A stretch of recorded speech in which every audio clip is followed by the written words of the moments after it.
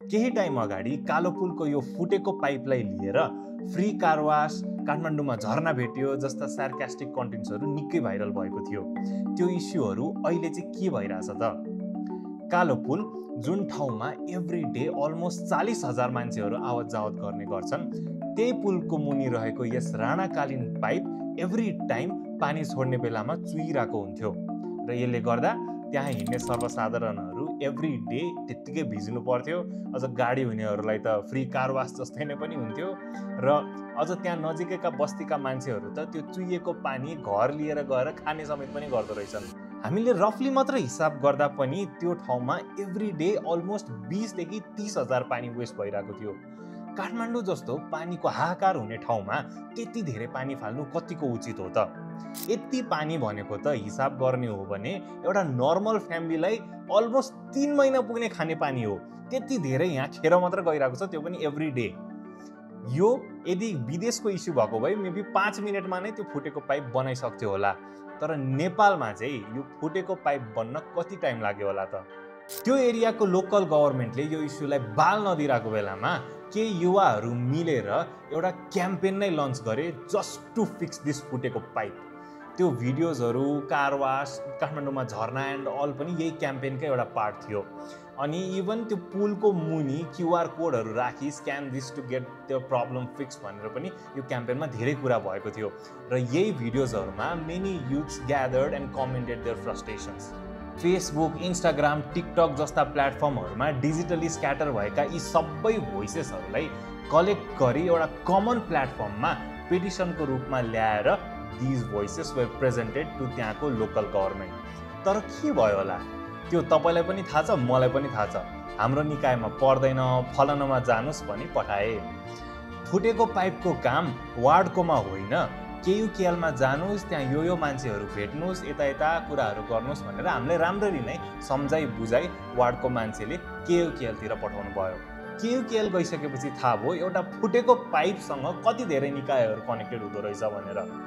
त्यो पाइप जुन राणाकालीन समयमा राखिएको थियो, त्यो पाइप थुप्रै घरधुरीहरूसँग कनेक्टेड रहेछ र केयुकेएल अनुसार यदि त्यो पाइप त्यहाँबाट हटाएर रिप्लेस गर्ने हो भने त्यो सबै घरधुरीहरूमा 3 महिनासम्म पानीको सप्लाई नै बन्द हुने रहेछ, which would be even more problematic.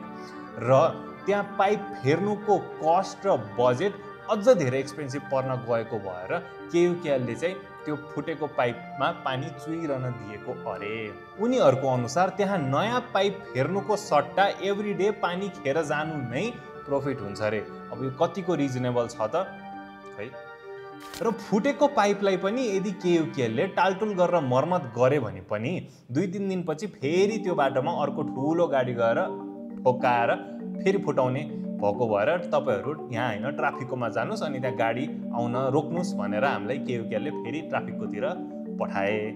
त्यसपछि ट्राफिक कार्यालयमा सम्पर्क गर्दा त्यो बाटोमा ठुला गाडीहरू हिँड्दै नपाउने नियम हुँदाहुँदै पनि गाडीहरू चलाउने अनि त्यसपछि पाइपमा ठोकिने फुट्ने गर्दो रहेछ। अनि उनीहरू अनुसार अब एभ्री डे त्यो पुललाई मात्र हेर्नको लागि भनेर एउटा ट्राफिक नै त खटाउन मिलेन भनेर जवाफ दिनुभयो, विच इज अल्सो रिजनेबल। अब प्रब्लमको जरासम्म आउँदा यताउति घुमेर प्रब्लमको रुट त हामीमा नै आयो भनेपछि गलत त सबै मै रहेछु त, और मेबी हामी पनि रहेछौँ भनेपछि यसको सोलुसन चाहिँ के हो त? र हालको लागि सोलुसन के हुन्छ भनेर we again went back to KUKL र केयुकेएल अनुसार मेलम्चीको खानेपानी नआएसम्म त्यहाँको पाइप फेर्न मिल्दैन। बरु अहिले टेम्पररीको लागि भए पनि उहाँहरूले चाहिँ उहाँहरूको एउटा कन्ट्याक्ट नम्बर प्रोभाइड गरिदिनु भयो, जहाँ चाहिँ यदि पानी चुहिएको केसमा कन्ट्याक्ट गर्यो भने केयुकेएलको टिम 1 घन्टामै आएर मर्मत गरिदिने प्रमिस पनि गरिदिनु भएको थियो, as you can see here. त्यही भएर हामीले पर्मानेन्ट सोल्युसन गर्नलाई पानी अवरुद्ध धेरै दिन गर्नुपर्ने र अनि ह्युज कस्ट लाग्ने भएको हुनाले त्यसलाई चाहिँ गाडी अहिले नै त्यो 2.10 भन्दा माथिको गाडी त्यहाँ नआउने व्यवस्थापन गर्न नै सजिलो हुन्छ र डेट विल बी बेनिफिसियल जस्तो लाग्छ हामीलाई।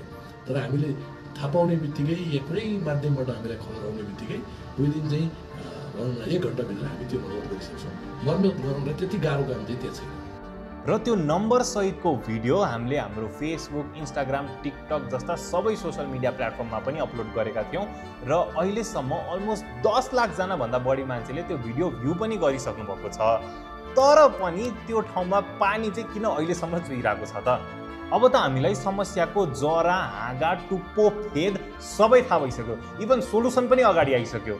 तर पनि किन चाहिँ त्यो पाइप अहिलेसम्म बनिसकेको छैन त? किन चाहिँ the problem is still there? अब तपाईँ हामी जस्ता जनताहरूले पाइप फुटेको देख्दा देख्दै पनि कल नगरे हो कि अथवा कल गर्दा गर्दै पनि सम्बन्धित निकायले त्यहाँ वास्ता नै नगरेको हो त? के चाहिँ भइरहेको हो त? जब एउटा फुटेको पाइप बनाउनलाई पनि why is this so much hassle? What is not working in Nepal? एउटा फुटेको पाइप बनाउन पनि यस्तो महाभारत हुने हाम्रो देशमा ठुलो ठुलो प्रोजेक्ट, ठुलो ठुलो इस्युजहरू चाँडै बन्ला, चाँडै सल्भ होला भनेर हामीले कसरी एक्सपेक्ट गर्ने? What do you think about this? तपाईँलाई लागेको कुरा कमेन्ट गर्नु होला। हाम्रो देश बनाउने भनेको हामीले नै हो, किनभने परिवर्तन मौनताबाट आउँदैन।